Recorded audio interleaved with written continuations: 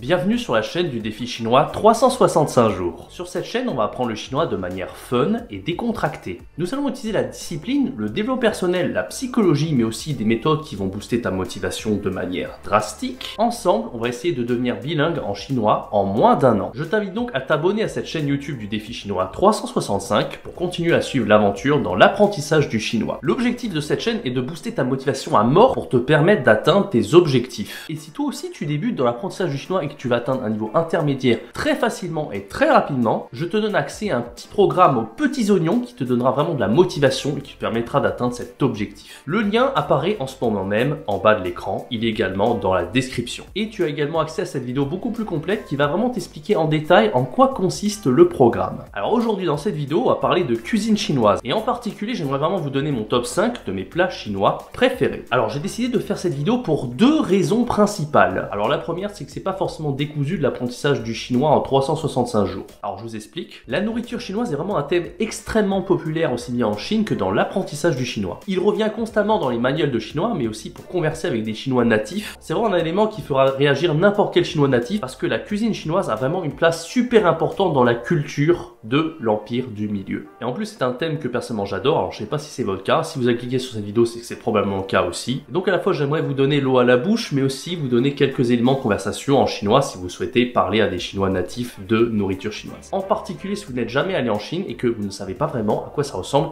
la cuisine chinoise traditionnelle. Ouais, parce que la cuisine chinoise c'est vraiment quelque chose qui est totalement stéréotypé par les occidentaux qui pensent que la cuisine chinoise ça va être quoi? Des nems, du riz cantonné, des litchis en dessert ou des nougats, ce genre de trucs. Alors déjà, je suis désolé de vous décevoir, mais les nems, ce n'est pas chinois, mais c'est vietnamien. Alors le riz cantonné, à l'origine, ce n'était pas un riz cantonné avec des petits pois, du jambon et du jaune d'œuf. Ce n'était pas présenté de la sorte, c'était tout simplement du riz avec du jaune d'œuf. Et c'est Henri Lecomte, à partir de 1925, qui a fait sa propre recette à la française, donc qui a rajouté toutes ces petites garnitures qu'on connaît si bien et qu'on apprécie autant. Et concernant les litchis et les nougats, je sais pas trop d'où ça sort parce que pareil en Chine on mange très peu de dessert. La plupart des Chinois mangent une entrée ou un plat principal mais ne mangent pas vraiment de dessert. Enfin en tout cas il n'y a aucun restaurant où j'ai vu des litchis ou des nougats en dessert en Chine. Alors que pourtant en Occident, surtout en France, c'est vraiment quelque chose qui se fait énormément. D'ailleurs si vous savez dans les commentaires pourquoi on mange des litchis et des nougats en dessert en France, dites-le moi dans les commentaires, ça m'intéresse. Par contre les Chinois aiment bien manger des desserts en même temps que le plat principal, ça peut arriver aussi. Et d'ailleurs je vais vous présenter un dessert typiquement chinois que j'ai énormément apprécié en Chine dans ce top 5, spécialement pour vous. Alors petit disclaimer, je ne suis pas du tout un spécialiste de gastronomie chinoise, j'aimerais juste donner mon avis en tant que amateur de cuisine chinoise. Mais si vous souhaitez en savoir beaucoup plus sur la cuisine chinoise,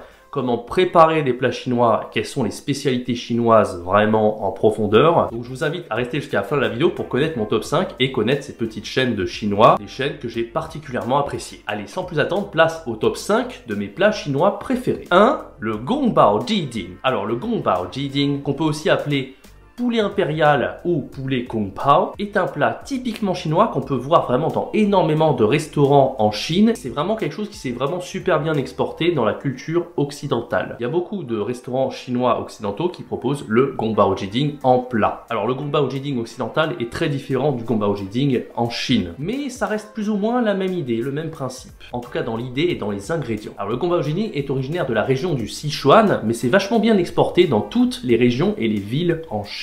Alors le Gongbao dans Gongbao Jiding fait référence à la dynastie Qin dans les années 1820 qui était le gouverneur de la province du Sichuan à cette époque. À cause de la révolution culturelle, ce plat n'a plus été appelé Gongbao Jiding et ce pendant plus de 150 ans. Ce n'est qu'à partir de 1980 que Deng Xiaoping décide d'imposer une réforme pour renommer ce plat à nouveau Gongbao Jiding. Alors ce plat est composé de poulet, de cacahuètes et de divers légumes avec différents piments. Oui, c'est vraiment ça qui fait le charisme de ce plat, c'est que c'est vraiment très simple dans les ingrédients mais c'est vraiment très bon et très léger. 2. Le hot pot. Alors on continue ce top avec le hot pot, qu'on peut aussi appeler le huoguo ou bien la fondue sichuanaise. Alors oui, les Français appellent ça la fondue sichuanaise parce que ça fait un petit peu penser à la fondue à la française, comme la fondue savoyarde par exemple, où on a besoin de cuire soi-même les différents ingrédients pour arriver à manger convenablement. C'est pour ça qu'ils ont appelé ça la fondue sichuanaise, donc la fondue qui vient du Sichuan. Alors évidemment, comme c'est la spécialité du Sichuan, j'ai goûté ce plat très rapidement lors de mon séjour de 1 an passé à Chengdu en Chine. Alors c'est vraiment un plat qui ne date pas du tout d'hier, hein. C'est vraiment très ancien. On dit que ce plat remonte à peu près à l'an 206 avant Jésus-Christ, à l'époque de la dynastie des Han. L'empereur de l'époque considérait ce plat comme un symbole de noblesse et organisait régulièrement des banquets avec plus de 1500 tables avec des fondues sichuanaises. Ce plat est particulièrement apprécié dans les régions où le climat est particulièrement humide, comme notamment la région du Sichuan. Parce que dans le Sichuan, le climat est plutôt tropical et extrêmement humide en hiver. C'est pour ça que manger du rogo très pimenté, eh ben ça fait du bien. Mais à l'origine, ce plat est origine de la ville de Chongqing, pas de Chengdu. Et Chongqing, c'est vraiment la ville voisine à Chengdu, c'est vraiment très proche géographiquement. Alors en Chine, vous aurez vraiment le choix entre manger 2 types de hot pot. Le hot pot complètement rouge avec les épices qui arrachent complètement sa mère, et le hot pot plutôt doux, hein, qui n'arrache pas sans épices. Enfin, pour ceux qui détestent les épices, c'est plutôt l'idéal. En général, si vous allez dans un restaurant en Chine, les deux vous seront proposés. Alors concernant le rogo qui arrache sa mère, en plus des piments et de la sauce complètement rouge que vous pourrez trouver dans ce plat, on rajoutera aussi le poivre du Sichuan qui lui vous débouchera le nez à coup sûr. Enfin bref, le rogo complètement épicé n'est vraiment pas pour les petits joueurs, je vous le garantis. Alors qu'est-ce que c'est exactement le hot pot, la fondue sichuanaise? Quels sont les ingrédients? Alors la première étape, c'est de bouger son petit cul, de se lever de sa chaise pour aller mettre des ingrédients qui serviront d'assaisonnement pour le hot pot. Donc vous pouvez choisir des trucs comme par exemple l'huile de sésame, les graines de sésame, des petites herbes qui ressemblent un petit peu à de l'estragon, à toutes sortes de choses. Le but c'est de faire son assaisonnement personnalisé. Quand c'est fait, vous retournez à votre place avec votre bol assaisonné, et une fois que c'est fait, vous avez votre menu avec les différents ingrédients à commander, à mettre dans le hot pot pour les cuire. Et quand ces différents ingrédients seront suffisamment cuits, vous pourrez les piocher avec vos baguettes pour les mettre dans l'assaisonnement que vous avez préparé au préalable. Donc vous avez votre menu avec tous les ingrédients qui sont crus et il va falloir les faire cuire vous-même. Alors je vous donne maintenant une petite liste non exhaustive de tous les ingrédients qu'on peut mettre dans un hot pot. Au niveau de la viande, on a 3 choix principaux comme le wu hua zhou, c'est-à-dire le porc. On a aussi le niu yo, moi j'aime beaucoup celui-là, le niu yo, donc le bœuf. Et alors je sais pas comment on dit vraiment en français, mais le yang, une sorte de mouton un petit peu, mais qui est pas mal du tout. Au niveau des légumes, on a les Opien, donc les Opien c'est les racines de lotus, et corrigez-moi si je dis une bêtise dans les commentaires, mais je crois que ce légume n'est pas du tout disponible en Occident. En tout cas, je n'ai jamais vraiment vu des racines de lotus dans un restaurant français ou même à l'étranger. J'étais en Allemagne, en Angleterre, j'ai pas vu ça. C'est vrai que je connais pas vraiment tous les autres pays européens, mais dites-moi s'il y a des pays européens qui cuisinent à base de racines de lotus. Je sais que ce légume était extrêmement populaire en Chine, mais en Occident, je ne l'ai encore jamais vu. En tout cas, j'ai trouvé ce légume particulièrement délicieux, et il est vraiment présent dans beaucoup de plats en Chine. Ensuite, on a le douya. Le douya, c'est le soja. On a 2 types de champignons qu'on peut mettre dans le hot pot. Les pingu. Donc les pingu, ce sont des champignons qui ont une forme un peu d'huître. Donc on a aussi les jinjangu, les champignons en or. On appelle ça les enoki en japonais. Ceux-là sont vraiment aussi assez délicieux. Le wawatsai. Donc le wawatsai, ce sont des petites feuilles de laitue. On a le shui tofu. Alors c'est un petit peu le boudin chinois, le shui tofu, parce que c'est du sang coagulé qui est fait sous forme de tofu. En France, on dirait une sorte de grande saucisse un peu. En Chine, on fait ça sous forme de tofu. Et c'est vraiment quelque chose que j'adorais. Pour rigoler avec mes amis chinois, j'appelais ça le xiaokeli, le chocolat. Comme un peu une glace au chocolat, quoi, comme un sorbet chocolat ou un truc comme ça. Enfin, une glace au chocolat, je veux dire. Et ça faisait rire mes amis chinois. Je disais, oh, xiaokeli, parce que je ne savais pas ce que c'était. C'est là qu'on m'a dit, c'est du shui tofu. Donc, je sais pas comment on appelle ça en français, quoi, du sang coagulé en forme de tofu. Alors après, il y a vraiment des ingrédients un peu plus spéciaux, comme par exemple le zhuna. Ça, c'est le cerveau de cochon. Alors, je vous cache pas que ça m'est arrivé de goûter et j'ai trouvé ça, bon, comme ci, comme ça. Contrairement à ce qu'on pense, il y a vraiment pas beaucoup de Chinois qui apprécient le zhuna ou ce genre de truc un petit peu bizarre. En général, les Chinois aiment à peu près les mêmes choses, donc des choses assez conventionnelles. On dira que les Chinois vont mettre du cerveau de cochon dans un rogo, ça peut arriver, mais moi, c'était pas la majorité. Permettez-moi de vous mettre en garde si vous allez en Chine et que vous mangez votre premier hot pot. Alors quand je suis arrivé à Chengdu dans la région du Sichuan, beaucoup d'amis chinois et même expats me disaient fais vraiment attention au hot pot, au rogo, parce que c'est vraiment un plat vraiment très riche et très épicé, donc il y a vraiment 90% de chances pour que tu sois malade une fois que tu l'as mangé, même si la plupart des Chinois n'ont aucun problème et que c'est vraiment délicieux. Donc moi bon je m'en foutais un peu, je les ai pas vraiment écoutés, j'avais vraiment envie d'essayer le plat et donc j'ai très vite essayé ce plat. Peut-être après 2-3 semaines à arriver en Chine, j'ai essayé mon premier hot pot. Alors je ne sais pas si j'ai un estomac en béton, je sais pas du tout, mais en tout cas, je n'ai jamais été malade après avoir mangé un hot pot. Et je prenais vraiment le hot pot totalement épicé, hein, avec la sauce rouge, le poivre du Sichuan, ce genre de truc. Et j'ai dû manger, je sais pas, entre 15 et 20 hot pots, et jamais j'ai été malade. Alors évidemment, manger un hot pot, c'est beaucoup mieux d'être en ami, hein. Je dirais à partir de 3 personnes jusqu'à 7, 8, 10 personnes, c'est intéressant de manger un hot pot parce que c'est vraiment très convivial. Mais évidemment, c'est pas un plat que vous allez manger toutes les semaines, hein, loin de là. Je dirais qu'un bon petit hot pot toutes les 3 semaines, un mois, ça va. Peut-être un hot pot par mois, ça suffit. Parce que le but, c'est de garder le plaisir de manger un hot pot. Et si vraiment vous le mangez trop souvent, ça peut être lassant au bout d'un moment. De toute façon, c'est comme tous les plats, hein, il faut pas en abuser. Alors si vous voulez tenter le hot pot, justement, qui est épicé, et que vous ne supportez pas les épices, en particulier, je vous dis, le poivre du Sichuan qui vous débouchera le nez sévère, je vous recommande vivement de boire une boisson avec votre hot pot, par exemple le Donai, donc le lait de soja, qui est vraiment adapté pour ce genre de plat. Ça soulagera vraiment votre bouche qui crachera des flammes, je vous le garantis. Et sinon, les habitants du Sichuan vraiment adorent combiner la dégustation du hot pot avec un bon petit dessert comme le Bing Fun.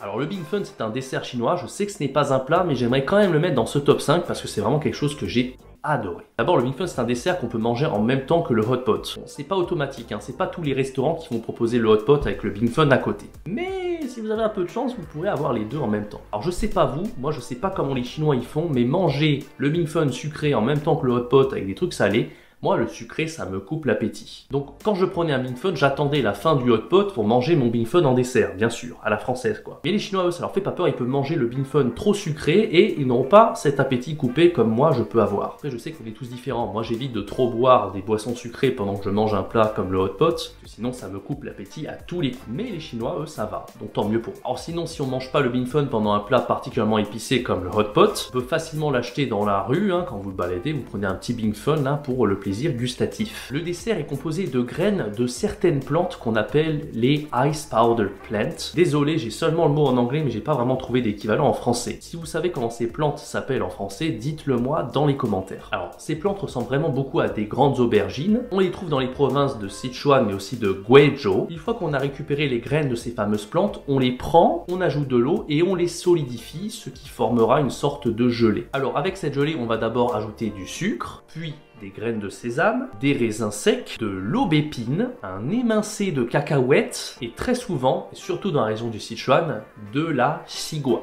De la pastèque. L'avantage de la pastèque, c'est qu'elle est vraiment disponible très facilement en Chine, hein. On n'a pas besoin d'attendre le mois de juin comme en France pour avoir de la pastèque. Moi, j'étais arrivé en Chine vers février, il y avait déjà de la pastèque à ce moment-là. Ça, c'est plutôt appréciable. Alors, le Bing Fun, normalement, c'est un plat originaire du Sichuan, mais il s'est très bien exporté dans tout le reste de la Chine. Et maintenant, on peut aussi en trouver à Taïwan et à Singapour. Chaque région a sa propre façon de faire le Bing Fun. Par exemple, à Taïwan, au lieu de prendre du brown sugar, donc le sucre roux, on prendra plutôt du sucre jaune. À Singapour, au lieu de mettre des pastèques, on mettra plutôt des mangues et un peu de jus de citron. Donc voilà, je vous recommande vraiment de goûter ce dessert si vous allez en Chine. Si vous avez la chance de goûter ce dessert, c'est vraiment extrêmement bon. 4. Le Mao Tsai. Alors le Mao Tsai, c'est un petit peu comme le hot pot, hein, comme le rogo, mais vous n'avez pas besoin de cuire les ingrédients vous-même. La seule chose que vous avez besoin de faire, c'est quand vous arrivez au restaurant, hein, vous choisirez vos ingrédients vous-même et on les cuira pour vous. On les mettra dans un grand bol avec une sauce épicée, hein, qu'on appelle la mala, je sais pas si je le prononce bien, mala, et il sera accompagné d'un petit bol de riz à côté. La première fois que j'ai goûté un vrai bon Mao Tsai, c'était une prof de chinois qui m'avait recommandé de manger ça vers le Sichuan Gymnasium à Chengdu, et c'est vrai que j'ai particulièrement adoré, que c'était particulièrement délicieux. Une fois que j'avais goûté ce Mao Tsai, j'ai dû y retourner au moins 4 ou 5 fois tellement j'avais aimé. Pourtant c'était loin de là où j'habitais, mais j'avais tellement aimé, il fallait absolument que j'y aille. Alors le Mao Tsai, ça ressemble beaucoup au rogo, on met à peu près les mêmes ingrédients que dans le rogo. Par contre, il y aura beaucoup moins de choix au niveau de la viande. Franchement, c'est pas forcément grave. En tout cas, les légumes dans le Mao Tsai sont vraiment délicieux. Corrigez-moi si je me trompe, mais ces plats de hot pot et de Mao Tsai en Occident, je crois pas que ça existe vraiment de manière authentique comme on le fait en Chine. C'est vraiment très rare. Hein. À moins d'aller en Chine, il n'y a presque aucune chance de goûter ce genre de plat au moins une fois dans sa vie. Et c'est la raison pour laquelle j'avais envie de vous faire cette vidéo. Pour partager un petit peu mon ressenti et peut-être inciter d'autres personnes à créer ce genre de plat en Occident. Ça serait vraiment génial. 5. Le Chuan Chuan. Alors exactement comme les autres plats que je vous ai présentés, ce plat est aussi originaire de la région du Sichuan. Alors ça, j'ai trouvé ça rigolo. On l'appelle Chuan Chuan parce que quand vous tapez les caractères, vous verrez cette espèce de caractère en forme de brochette. Et c'est exactement la façon dont on cuit les ingrédients quand on prépare un Chuan Chuan. Alors pareil, au niveau des ingrédients, on pourra retrouver des ingrédients qu'on qu'on a trouvé dans le hot pot ou le Mao Tsai, mais le goût est vraiment différent selon moi. Déjà, c'est pas quelque chose qui sera chaud, ce sera quelque chose que vous mangerez froid. Et puis il y a un cousin qui est très proche du Chunchuan qu'on appelle le boboji. Et alors le boboji, on va rajouter justement des graines de sésame à l'intérieur, et une fois que vous allez croquer, goûter ça, ça va pas faire du tout le même goût que un Mao Tsai par exemple. Voilà, j'espère que ce petit top 5 vous aura plu et vous aura donné vraiment faim, c'était mon but. Si vous aviez faim avant de regarder cette vidéo, ben allez manger un plat chinois si vous pouvez. Alors pour rien vous cacher, au début je voulais faire une vidéo, c'était le top 12 de mes plats chinois préférés. Et même peut-être plus que ça, mais je voulais faire un top 12 pour simplifier un peu les choses. Et vous voyez déjà qu'avec un top 5, la vidéo est déjà plutôt longue. Qu'est-ce que ça aurait été avec un top 12? Donc au lieu de faire une grosse vidéo, je préfère séparer cette vidéo en plusieurs petites vidéos. Donc c'est mon premier top 5, je ferai peut-être un deuxième top 5, un troisième top 5. En fonction de si vous avez aimé cette vidéo ou pas. Donc si vous avez aimé, faites-le moi savoir dans les commentaires. Et pensez à partager cette vidéo pour me soutenir, à liker et à vous abonner à ma chaîne, bien évidemment. On se retrouve la semaine prochaine pour une prochaine vidéo du défi chinois 365 jours pour apprendre le chinois. En un an, on va essayer de devenir parfaitement bilingue en chinois. Suivez-moi également sur Instagram, c'est vraiment le réseau social sur lequel je suis le plus actif. Quant à moi, je vous dis à la semaine prochaine pour une prochaine vidéo. C'était Jérémy. Ciao, bye bye.